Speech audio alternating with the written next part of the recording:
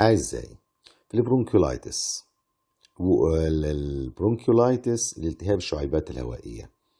إذا كنا نتكلم عن الاتيولوجي والباثوفيسيولوجي والكومبليكيشنز، ما هو التهاب الشعيبات الهوائية؟ التهاب الشعيبات الهوائية زي ما هو موجود عندكم في الصورة هنا، اللي هو طبعا الشعيبات الهوائية قبل وصولها إلى الحويصلات الهوائية بيتم الالتهاب في مجرى النفس.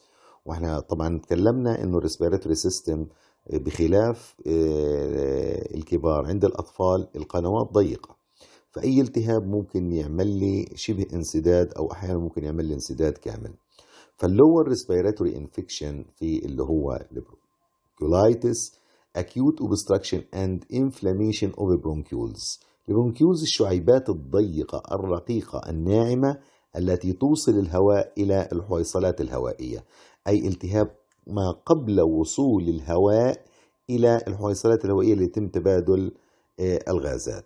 فطبعا في عندي الصورة في الأساس الشعيبات الحمراء هنا طبعا متسعة، أما الشعيبات الملتهبة اللي في الأسفل نجد أنها قد ضيقت وبها بعض الإكسوديتس أو الإفرازات، وهنا طبعا الصور توضح ذلك على اليمين. كان كوز فيرال نيمونيا، هاي طبعا الشعيبات الهوائية ممكن تؤدي لي إلى فيرال اللي هو نيمونيا leading cause of hospital admission infant أقل من 12 month. طبعا هي من الأسباب الرئيسية اللي بتخلي الأطفال انهم يناموا في المستشفيات، والاطباء بيخافوا بشكل كبير جدا على الاطفال اللي معهم برونكيولايتس ليروحوا يصير في عندهم هايبوكسيا في البيت، وممكن يرجعوا باختناق او اللي هو ريسبيراتوري فيلير.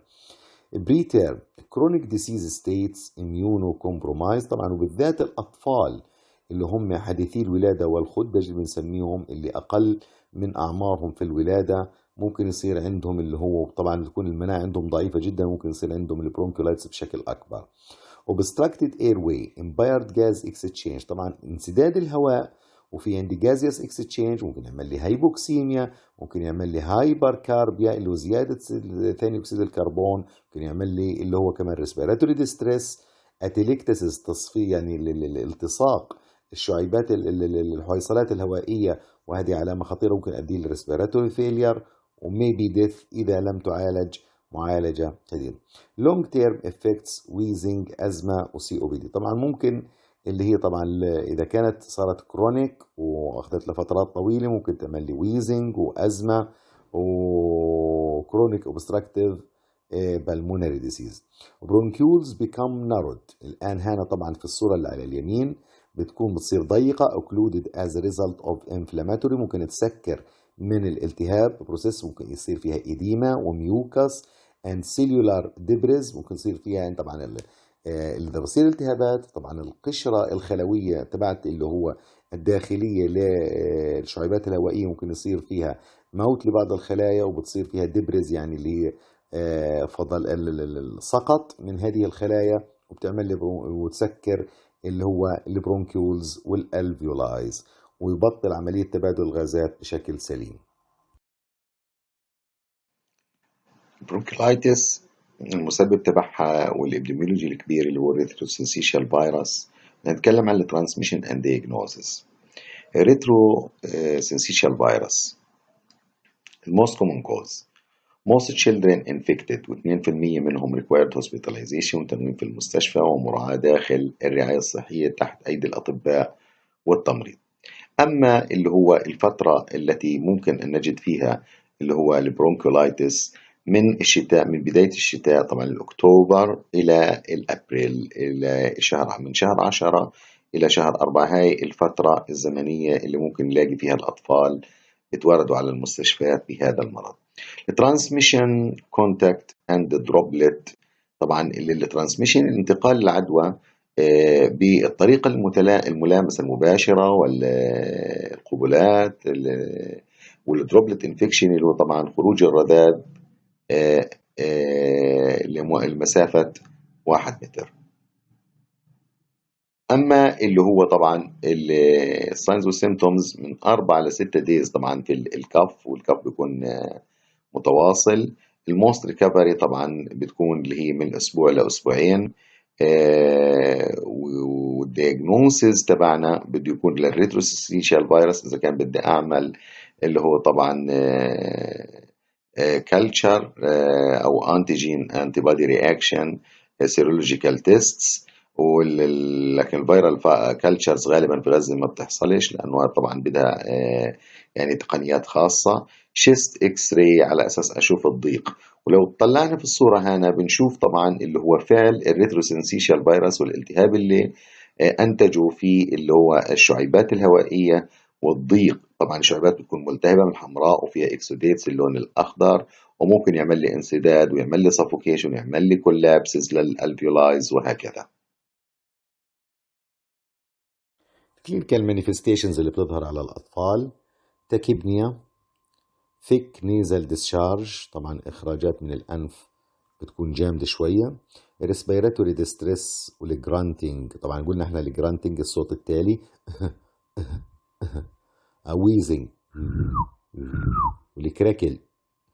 طبعا مش قادر امثلكم الكراكلز اللي هي طبعا الكراكلز بتكون مثل لقرقعة قشر البيض عندما نضغط عليه.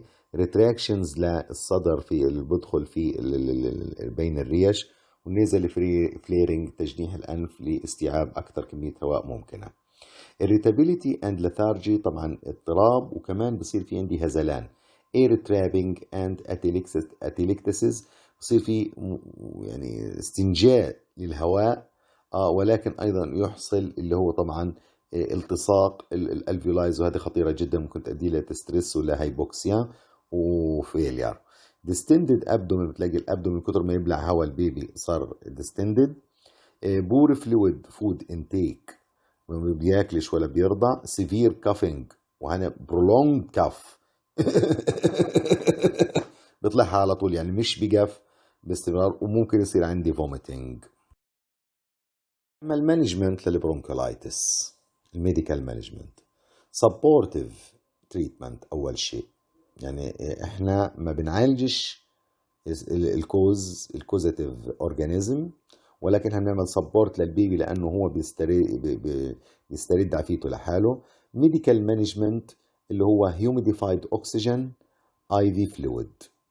هنا بس اقول كلمه، زمان الاطباء كلهم بيقولوا بالذات الاطباء الفاعلين ولا الاستشاريين في البرونكولايتس بيقول لك علاجها الماء والهواء، هيوميديفايد اوكسجين اند اي في فلويد، وبقولوا احب اتنين سوا الميه والهواء على اساس عمركم ما تنسوها.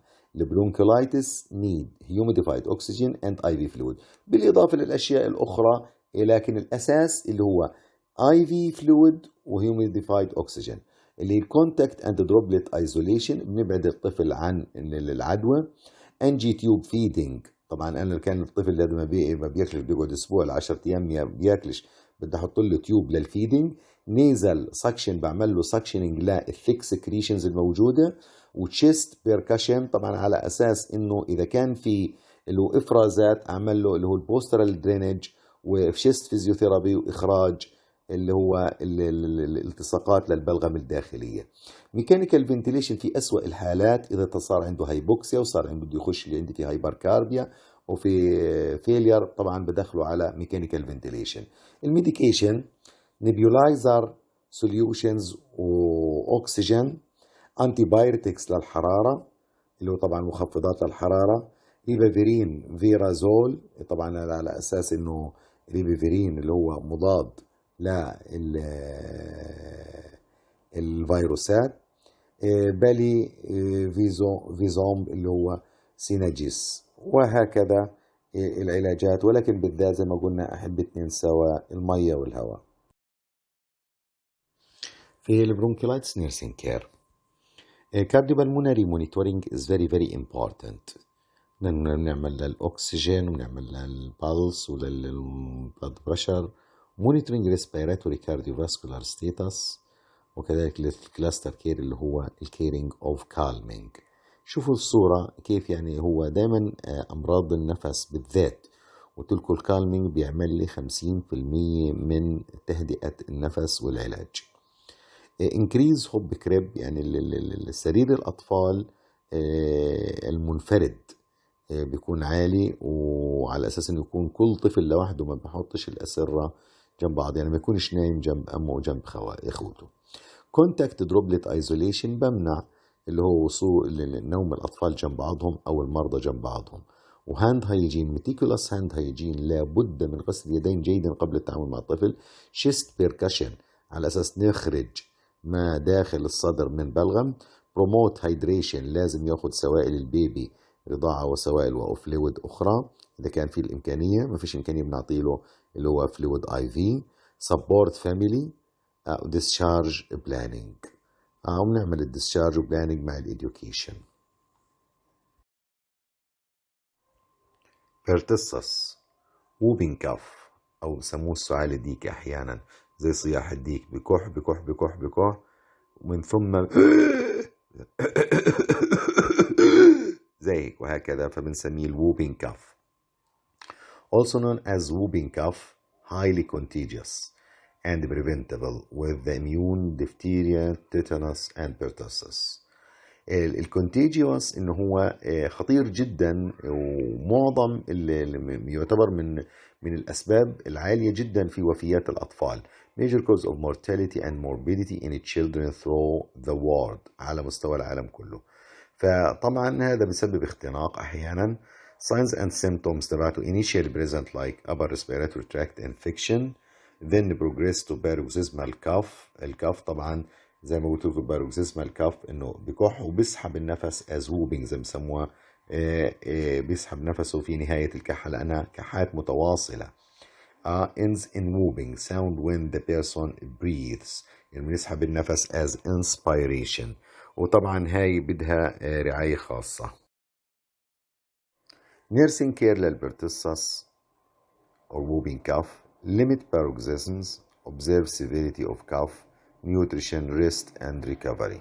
طبعا احنا بدنا نقلل اللي هو السعلي بقدر الامكان بان نريح الطفل ونلاحظه، ونقلل النيوتريشن في بداية الامر حتى نعمل له ريست ويخف السعلي تبعته.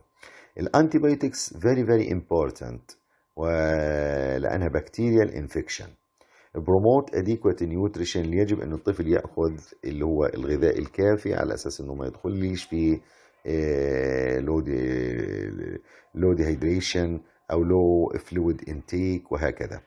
discuss vaccination diphtheria tetanus pertussis، نسأل هل أخذ التطعيمات كاملة، وإذا دفتر التطعيمات موجودة، وبنشوف أنه أخذ تطعيمات، لأنه العالمية منظمة الصحة العالمية بتوفر التطعيمات للأطفال في الدفتيريا والتيتانوس والبرتصص، وعندنا بغزة كل الأطفال بياخدوا هذا التطعيم. teach parents about hospitalization، بنفهم الأهل على الهوسبيتاليزيشن والدروبلت بريكوشنز، منع وصول الأطفال إلى بعض. vital signs and oxygen saturation، طبعا بنشوف الفيتال ساينز والهيدريشن والنيوتريشن and fluids as it يعني needed for a child. وكما بالعادة because children are our future, we must keep our future shiny. Thank you.